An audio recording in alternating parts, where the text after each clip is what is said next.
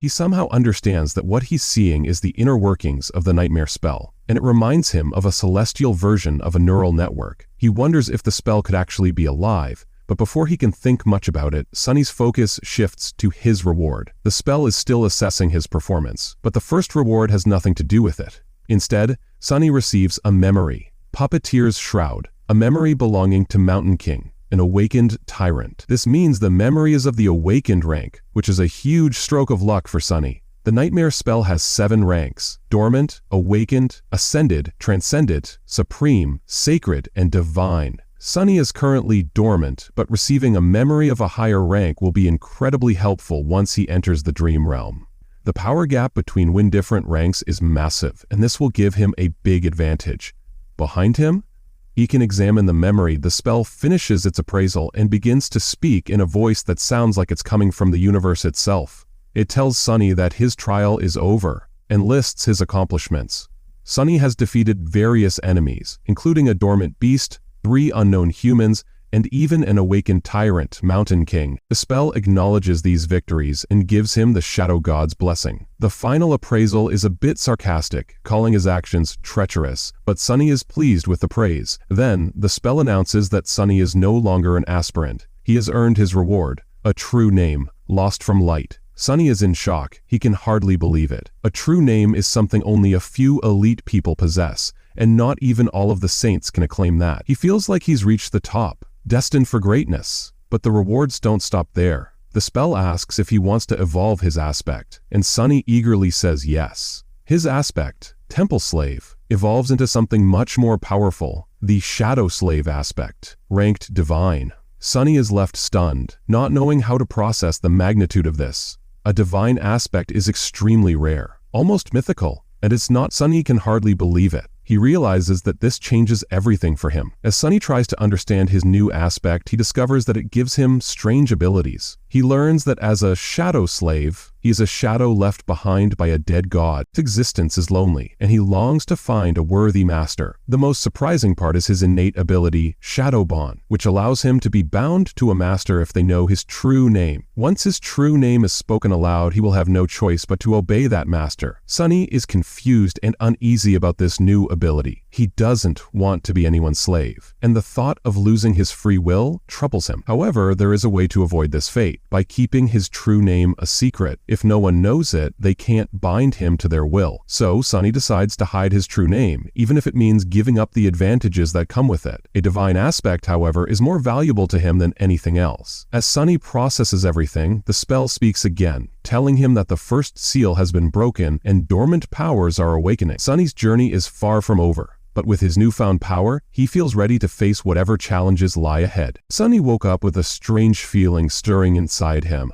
He suddenly gripped his chest and looked around in the darkness, trying to understand what was happening. The sensation wasn't painful, but it was unlike anything he had ever experienced. It was as if his very soul was waking up and being filled with a powerful new energy. But this energy wasn't from an external source. It was coming from deep within him, as though it had always been there, quietly waiting. As the energy filled his body, Sunny felt his emotions becoming clearer. Then, something incredible began to happen to his body. It felt like a small star had ignited in his chest, sending waves of heat through him, starting from his chest and spreading to his stomach, shoulders, arms, and legs. Slowly, his entire body was being rebuilt, becoming stronger and healthier with every passing second. It was an overwhelming sensation, a sense of renewal and rebirth. The heat inside him brought a sense of power he had never known. He was no longer the weak, fragile person he had once been.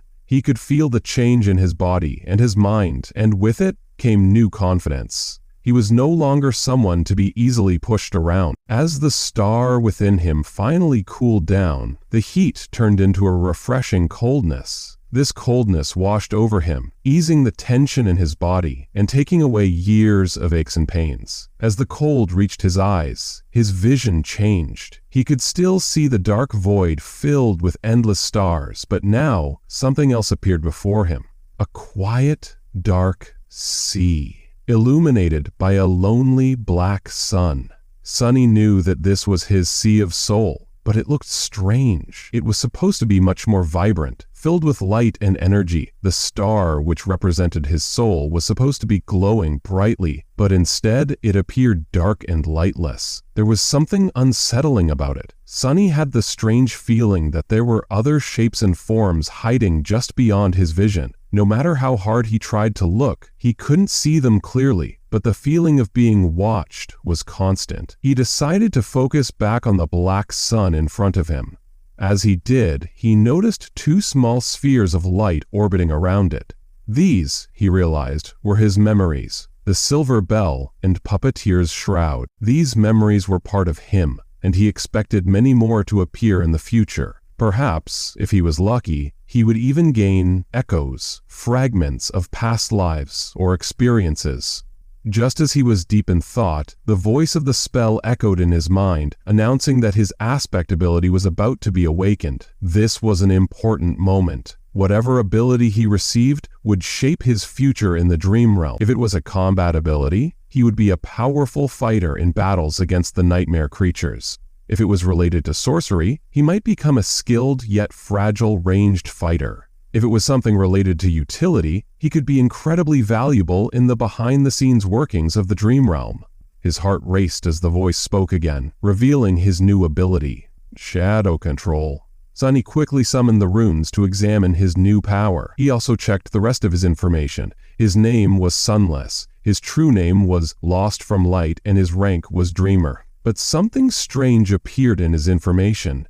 His shadow core was dormant, and he had shadow fragments with an unusual number, 12 out of 1,000. This puzzled him. He had never heard of a person with a shadow core before. Could he be different from everyone else? His sea of soul had looked odd, and now his core was unlike anything he had ever seen. He realized that he might have a completely unique path to power compared to other awakened individuals. While most people needed soul shards to grow stronger, it seemed he didn't need them at all. This could give him an incredible advantage. He continued looking at the runes, which also mentioned his memories and attributes. His aspect, Shadow Slave, had a divine rank, and his new ability, Shadow Control, allowed him to control his shadow, which was more independent than most. But as he read the description of his new ability, new runes appeared, and a voice warned him that every power comes with a price. A flaw had appeared in him, and when he saw the details, he was horrified. What did this flaw mean for him, and how would it affect his journey? Sunny couldn't help but feel both excitement and fear. He was no longer the person he once was, and the path ahead of him was full of uncertainty. He would have to learn how to use his new power carefully and figure out what the flaw meant for his future. But one thing was clear: the change inside him had just begun, and his story was only getting started. Sunny finds himself struggling with a After closing his eyes and opening them again, he desperately hopes that the runes before him will disappear, but they remain, shining with a mocking glow. One rune in particular stands out: Flaw, Clear Conscience. The description reads, "You cannot lie." This revelation hits Sunny hard. He realizes that the very thing that had helped him survive in his dangerous world, his ability to lie and deceive, was now gone. Sunny had always relied on his cunning and trickery to navigate the treacherous situations he faced, and now, without this skill, he fears his survival is impossible. He thinks about how his true name could be exposed if he cannot lie, leaving him vulnerable to being controlled or enslaved. Panic sets in, but just as he begins to lose hope, a voice from the spell calls to him, saying, "Wake up, lost from light." The dark void around him disappears, and Sunny opens his eyes, finding himself back in the real world. The first thing he notices is the ceiling of the police station's vault above him. It might not be beautiful, but to him it feels like the safest place in the world. He is no longer surrounded by monsters, and the constant fear of death has lifted. He realizes that, despite everything, he has survived. He feels a wave of relief wash over him as he senses the pain from his previous injuries disappearing, and the vitality in his body returning. His body no longer hurts, and he feels stronger and more alive than ever before. As Sunny tries to comprehend his new sense of well-being, His gaze falls on a woman sitting next to his bed. She has short, raven-black hair and icy blue eyes, and her skin is flawless and pale, almost as pale as his own. She's dressed in a dark blue uniform, and there's a casual air about her as she stretches, clearly bored.